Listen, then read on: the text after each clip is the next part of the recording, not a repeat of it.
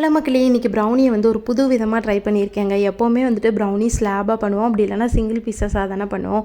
இந்த தடவை கஸ்டமர் பார்த்தீங்கன்னா பர்த்டேக்காக முடிஞ்சால் கட் பண்ணுற மாதிரி கொடுங்கன்னு கேட்டிருந்தாங்க. முடியாதது எதுவுமே இல்லை, நம்ம பண்ணிடலான்னு சொல்லிட்டு களத்தில் இறங்கியாச்சுங்க. நம்ம ஏன் கேக்காகவே பண்ணிடக்கூடாதுன்னு சொல்லி பிளான் பண்ணிட்டேன்.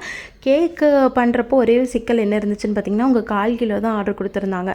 ஸோ 1/4 கிலோவில் கேக் வருமானு யோசித்தேன். சரி, யோசிச்சுட்டே இருக்க வேண்டாம், பண்ணி பார்த்துடலான்னு சொல்லிட்டு என்கிட்ட இருக்கிறதுலேயே ஒரு சின்ன டின்னாக எடுத்து அதில் வந்து ஃபஸ்ட்டு அவங்களுக்கு ஒரு 270 கிராம்ஸ், மீதி இருந்தது ஒரு பெரிய டின்னில் எங்களுக்குமே போர் பண்ணி ரெண்டையுமே அட் அ டைம் பேக் பண்ணி எடுத்தாச்சு.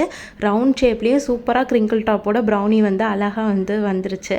அப்படியே கொடுக்க மனசு இல்லை, பர்த்டேக்குன்னு வேறு சொல்லிட்டாங்க இல்லையா. ஸோ வந்துட்டு நட்டலாலாம் மேலே ட்ரிசல் பண்ணி கொஞ்சமாக சாக்கோ சிப்ஸ்லாம் போட்டு அந்த நட்டலா சாக்கோ சிப்ஸோட பார்க்குறப்ப ப்ரௌனி வந்து அவ்வளோ டெம்டிங்காக இருந்துச்சு.